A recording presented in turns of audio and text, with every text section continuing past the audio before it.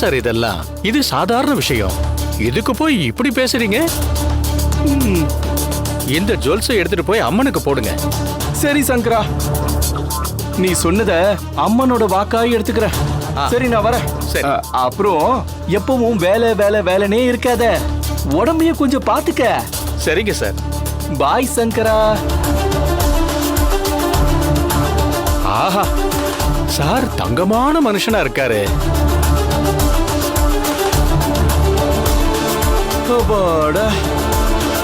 ஒரு வழியா எந்த பிரச்சனையும் இல்லாம சங்கர நாராயணன் கிட்ட நகையை வாங்கியாச்சு. இத வித்தா எப்படி ஒரு 4-4.5 வரைக்கும் தேரும். நாம அந்த 3 லட்சத்தை அவகிட்ட கொடுத்துட்டு பாக்கி அந்த 1.5 லட்சம் ரூபா இருக்கு. அத என்ன பண்ணலாம்? முக்கியமான பிசினஸ் விஷயமா சிங்கப்பூர் போறேன்னு போய் சொல்லிட்டு அப்படியே சொயின்னு தாய்லாந்து போறேன். அங்க ஒரு 10 நாள் சும்மா ஜெக ஜெக ஜெக ஜெக ஜெக ஜெக ஜெக ஜெகன்னு மஜா பண்ணி மசாஜ் பண்ணி அப்படியே லைஃபை என்ஜாய் பண்ண வேண்டியதா. இதுதான் பிளான். இந்த பிளான்ல எந்த மாற்றமும் இல்ல. முதல்ல இதை வித்து பணமாக்கணும். பொன்மகள் வந்தால் பொருள் கோடி தந்தால் பூமி.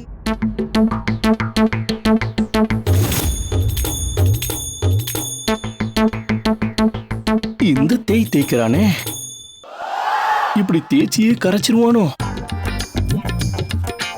என்ன சார் இப்படி உரசி பார்த்துக்கிட்டு இருக்கீங்க? ஏங்க எல்லாமே சொக்க தங்கம். இவ்வளவு பெரிய நகை கடை ஓனர் நீங்க, கண்ணுல சும்மா பார்த்தாலே தெரியாதா உங்களுக்கு? பாக்குறதுக்கு எல்லாம் அசல் மாதிரி தான் தெரியும், உரசி பார்த்தாதான் உண்மை தெரியும். அதெல்லாம் சரி, ரொம்ப உரசாதீங்க சார், கிராம் குறைஞ்சிட போகுது. என்ன முறைக்கிறீங்க? எல்லாம் உழைச்சு சம்பாதிச்சு வாங்கினது தெரியுமா?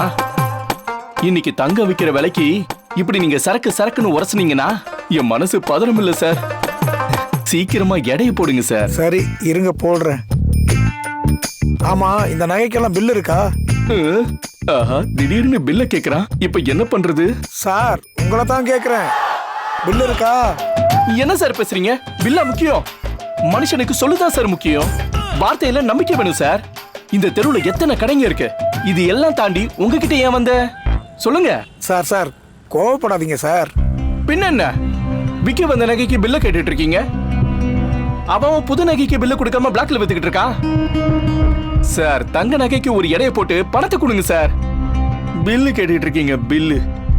Sorry sir, sorry sir. போடுங்க சார், எடையை போட்டு பணத்தை கொடுங்க சார். இதோ போட்டுறேன்.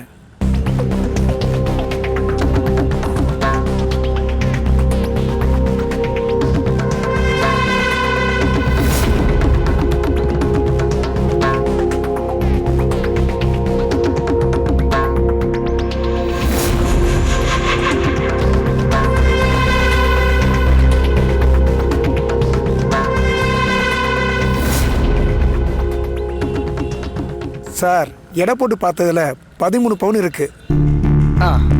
இதுக்கு அதிகபட்சமா 2.5 லட்சம் கொடுக்கலாம். உங்களுக்கு ஓகேயா? என்னது 2.5 லட்சமா? என்ன சார் இப்படி மனசாட்சியே இல்லாம சொல்றீங்க? இதுக்குதான் இந்த வருஷம் வருஷனீங்களா சார்? 13 பவுன் புதுசா வாங்கினா எப்படி ஒரு 5-5.5 லட்சம் ரூபாய் வராது? என்ன சார் மனசாட்சியே இல்லாம 2.5 லட்சம்னு சொல்றீங்க? பழைய நகைக்கு புது நகை ரேட்டு கொடுக்க முடியுமா? இவ்வளவுதான் கொடுக்க முடியும் சார். ஐயோ, வித்தா 4-4.5 லட்சம் கிடைக்கும். அதுல 3 லட்சத்தை நித்யாவுக்கு கொடுத்துட்டு மிச்சம் இருக்கிற 1-1.5 லட்சத்தை ஜாலியா செலவு பண்ணலான்னு பார்த்தா இவ அடிமாட்டு ரேட்டுக்கு கேக்குறானே. அவளுக்கு கொடுக்க வேண்டிய பணத்திலேயே 50,000 குறையுது. சார் என்ன அவசரத்துக்கு விற்க வந்தா குறைச்சு கேக்குறீங்களா? சார் ஒரு 4 லட்சம் ரூபாய் கொடுங்க சார். சார் என்ன சார் யோசிக்கிறீங்க? கொடுக்கலாம், கொடுங்க சார். இல்ல சார், அவ்வளவுலாம் கொடுக்க முடியாது சார். என்ன சார் நீங்க? சரி ஒரு 3 லட்சம் ரூபாய் கொடுங்க. அதெல்லாம் முடியாது சார். சார் 3.25 கொடுங்க சார். சார் ஃபைனலா 3 லட்சம் தரேன். உங்களுக்கு ஓகேனா வாங்கிக்கங்க, இல்லனா உங்க நகை எடுத்துட்டு போங்க.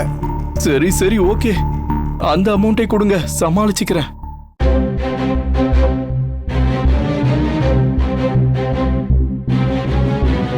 இந்தாப்பா, கேஷ் கவுண்டர்ல போயிட்டு 3 லட்சம் பணம் எடுத்துட்டு வா. சரிங்க சார்.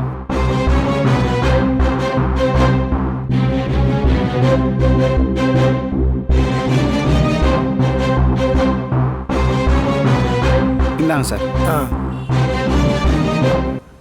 இந்தாங்க சார், எண்ணி பார்த்துக்கங்க.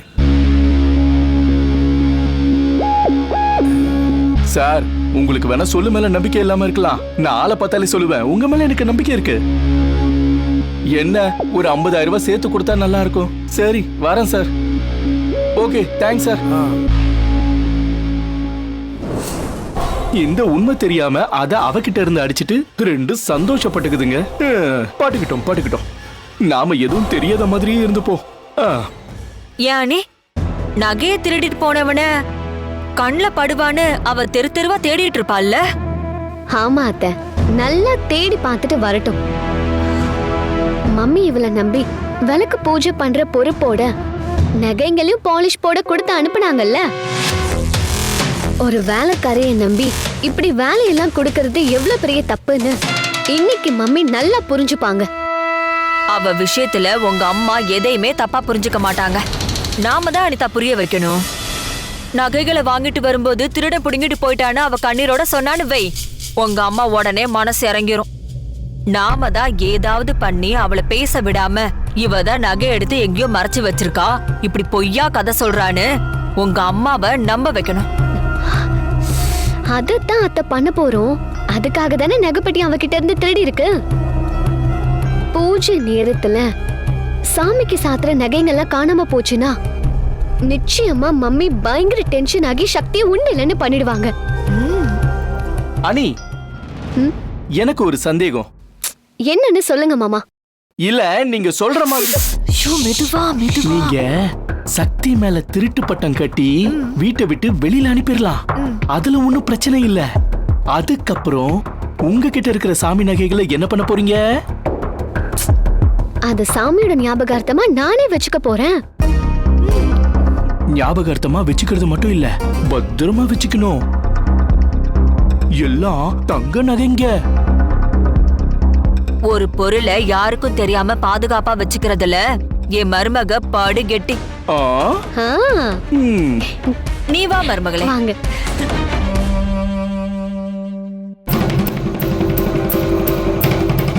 போங்க 3 மாசம் கழிச்சு பொட்டியை திறந்து பாருங்க, எல்லாம் துரு பிடிச்சு கருத்து போயிருக்கும். அப்ப தெரியும் அடிச்சிட்டு வந்தது சாமி நகை இல்ல சாயம் போற நகைன்னு.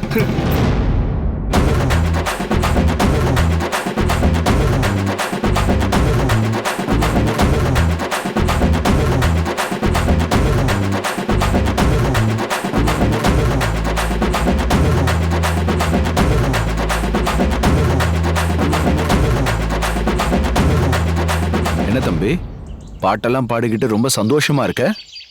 ஆமா சார், ஒரு வேலையை சிறப்பா செஞ்சு முடிச்சிட்டா சந்தோஷம் தானா பொங்கி வரும்ல, அதான். ஆமா, அப்படி என்ன வேலையை சிறப்பா செஞ்சு முடிச்சிட்ட? உன்னை பார்த்தா வேலையில கவனமா இருக்கிற மாதிரியே தெரியலையே. என்ன சார் பொசுக்குன்னு இப்படி சொல்லிட்டீங்க? அப்படி நான் என்ன வேலையில கவனமா இல்ல, அதுல நீங்க என்ன கண்டிட்டீங்க சொல்லுங்க. உன்னை வேலைக்கு சேர்த்து விட்டு எவ்வளவு நாள் ஆச்சு? இது வரைக்கும் நீ என்ன கழட்டிட்ட? இப்ப நீ என்ன கழட்டி இருக்க? அத முதல்ல சொல்லு பார்க்கலாம். சார், சக்தி விஷயத்தை பத்தி தானே சொல்றீங்க. நான் ஒரு உண்மையை சொல்லட்டுமா? நான் அவளை லவ் பண்ணவே இல்லை, வேற ஒரு பொண்ணை லவ் பண்றேன். இவன் அனிதாவை மனசுல வச்சுக்கிட்டு தான் சொல்றானா?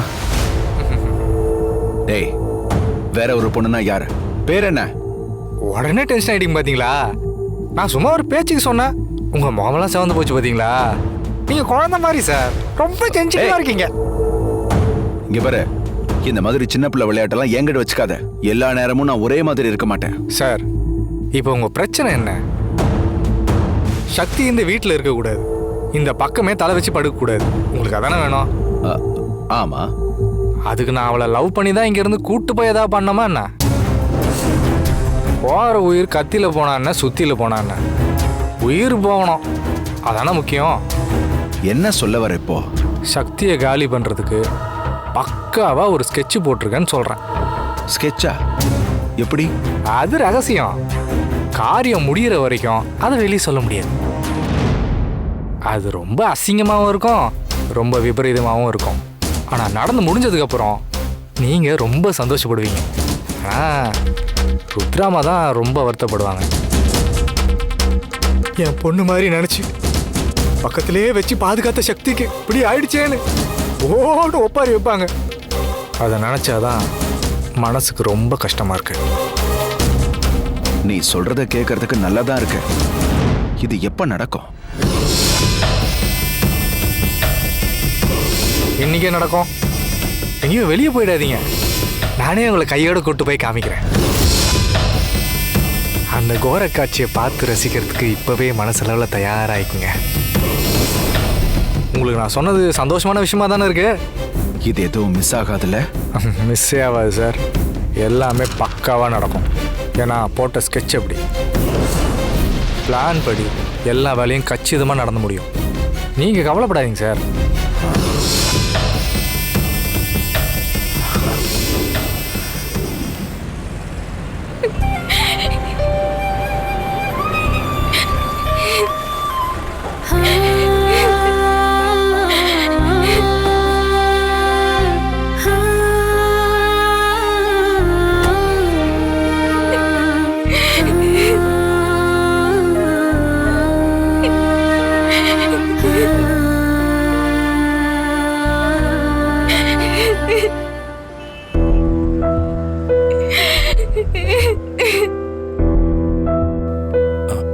சக்தி, ஐயா, என்ன பிரச்சனை? ஏன் அழுதுகிட்டு இருக்க?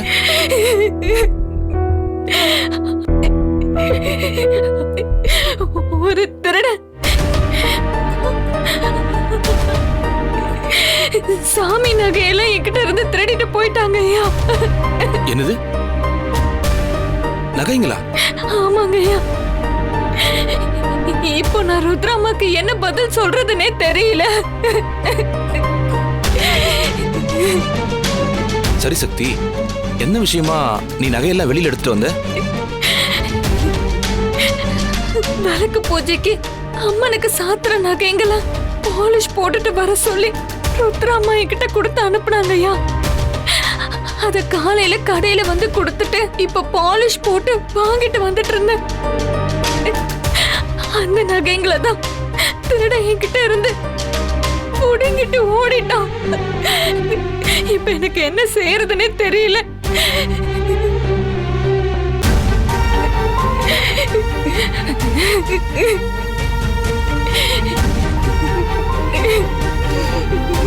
திருட்டு நாய்ங்க எப்படியாவது மோப்பம் முடிச்சு வந்துடுறானுங்க.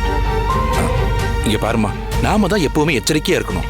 ஆமாங்க ஐயா, நான் தான் கவனக்குறைவா இருந்துட்டேன். ருத்ராமா நம்பிக்கையோட அந்த நகைங்களெல்லாம் என்கிட்ட கொடுத்து அனுப்புனாங்க. இப்ப அவங்க கிட்ட போய் நீங்க கொடுத்து விட்ட நகைங்க திருடு போயிடுச்சுன்னு என்னால எப்படிங்க ஐயா சொல்ல முடியும்? குடும்பத்துல நல்லது நடக்கணுங்கிறதுக்காக தான் இந்த விளக்கு பூஜையே பண்றாங்க. இந்த நேரத்துல சாமி நகைங்க திருடு போயிடுச்சுன்னு சொன்னா அவங்க ரொம்ப மன வேதனைப்படுவாங்க ஐயா. அத நினைச்சாலே என் நெஞ்செல்லாம் வெடிச்சிடும் போல இருக்கு.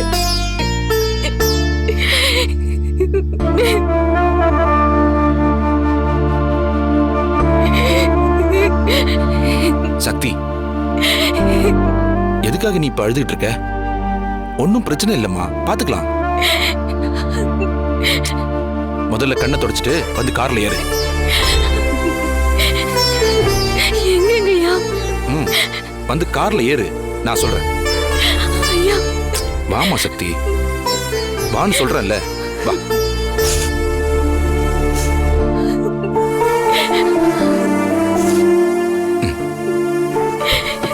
ஏறு, உட்காரு.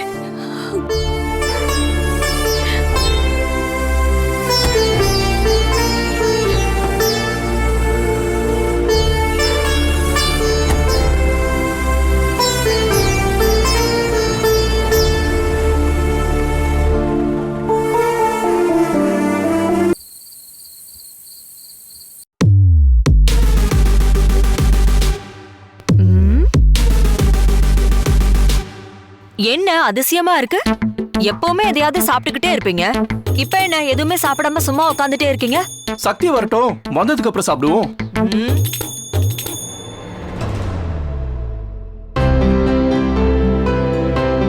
சக்தி குடிக்க ஏதாவது எடுத்துட்டு வாமா. அவ எங்க ருத்ரா இங்க இருக்கா? அவ பாலிஷ் போட கொடுத்த நகைகளை வாங்குறதுக்கு 5 மணிக்கே வெளியில போயிட்டா. இப்ப மணி என்ன தெரியுமா? 7:30. இன்னும் ஆளையே காணோம். இங்க இருக்கிற தங்கமலர் ஷோரூம்ல பாலிஷ் போட கொடுத்த நகைகளை வாங்கிட்டு வரதுக்கு இவ்ளோ நேரமா ஆகும்? அவகிட்ட போய் கொடுத்துட்டேங்கிற கோவத்துல நகைய பாலிஷ் போடுறதுக்கு நான் போகலைனாலும் பாலிஷ் போட்ட நகைங்கெல்லாம் சரியா இருக்கா கரெக்டா இருக்கான்னு நான் பார்க்க வேண்டாமா? அதனாலதான் ரொம்ப நேரமா காத்துட்டு இருக்கோம். ஆனா அவ இன்னும் வரவே காணுமே.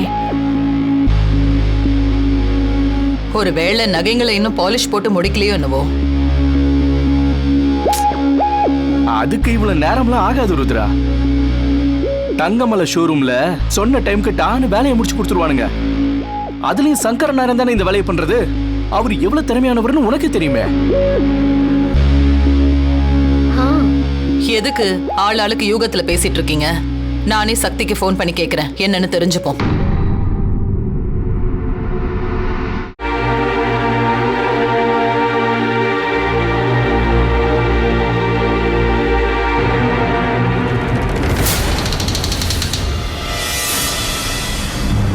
மம்மி, தோ உங்க சக்தியே வந்துட்டாளே.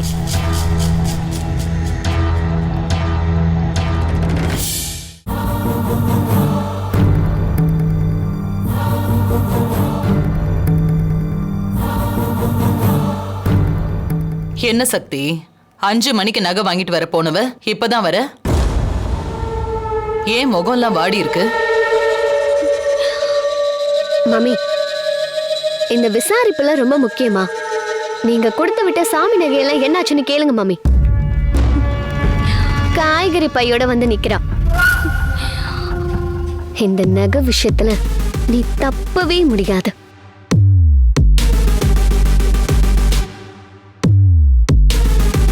ஏன் சக்தி, இன்னும் நகைங்களுக்கு பாலிஷ் போடலையா? போட்டாங்கம்மா. போட்டாங்கன்னா அப்புறம் ஏன் நகையெல்லாம் வாங்கிட்டு வரல? அண்ணி, நீங்க கொஞ்சம் அமைதியா இருங்க, நான் கேக்குறேன். என்னாச்சு சக்தி?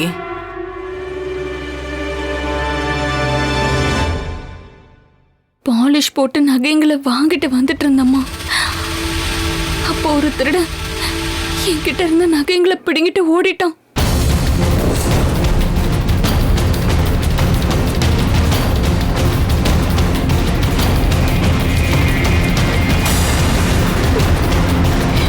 என்ன சொல்ற சக்தி?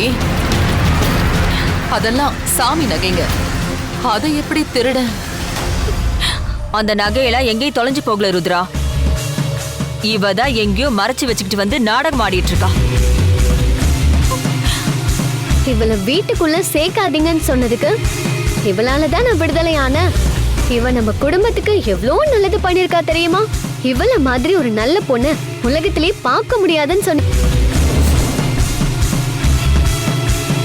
இவள நம்ம வீட்டுல பாதுகாப்பா வச்சுக்கணும். அது எப்படி இது அப்படின்னு இவ்வளவு ஒரேடியா தூக்கி வச்சு கொண்டாடுனீங்க. இப்ப பாத்தீங்களா, சாமி நகையவே ஆட்டிய போட்டான். கேட்டா திருடன் திருடிட்டானாமா. இவ சரியான 420 மம்மி. இந்த நகையால முழு ஆதாயம் கிடைச்சது நமக்கு தான். அதனால நாம சக்திக்கு சொல்லடி கொடுத்தாதான் சரியா இருக்கும். சக்தி, நகைங்க மேல பொம்பளை பிள்ளைங்களுக்கு ஆசை வருது சகஜம்தான். ருத்ரா உன்கிட்ட அவ்வளவு நகைங்க கொடுத்ததும் உனக்கும் ஒரு சபலம் வந்திருக்கும். அதனால அந்த நகைகளை எங்கேயோ பதுக்கி வச்சுட்டு திருடன் கொண்டு போயிட்டான கதை சொல்றது எங்க எல்லாருக்கும் நல்லாவே தெரியும்.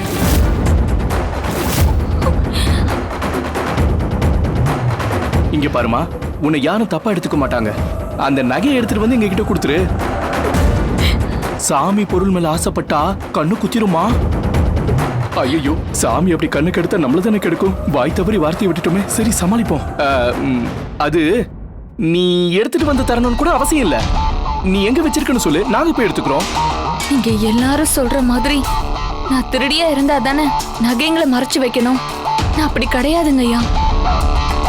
அம்மா கொடுத்த சாமி நகைங்க என்கிட்ட தான் இருக்கு.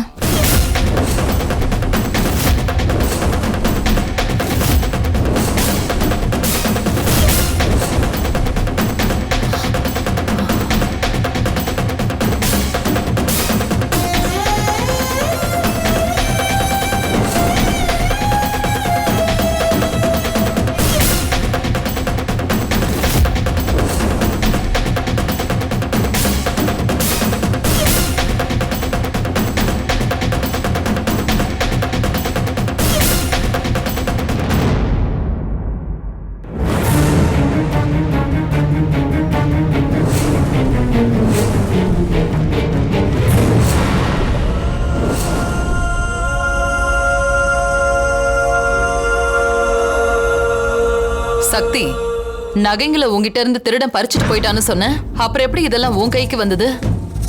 சாமி நகையில குழப்பம் வரக்கூடாதுங்கிறதுக்காக நான் உங்ககிட்ட போய் சொல்றேம்மா, என்னை மன்னிச்சிருங்க. சொல்லு சக்தி, இது எப்படி உன் கைக்கு வந்துச்சு? அவன் என்கிட்ட இருந்த நகைங்களை பிடுங்கிட்டு ஓடினப்போ நான் அவனை விடாம துரத்திட்டு போய் அவனை ஒரு இடத்துல புடிச்சிட்டம்மா. அவன் கிட்ட சண்டை போட்டு நகைங்களை புடுங்கிட்டேன். அதாம்மா இவ்ளோ நேரம் ஆயி போச்சு.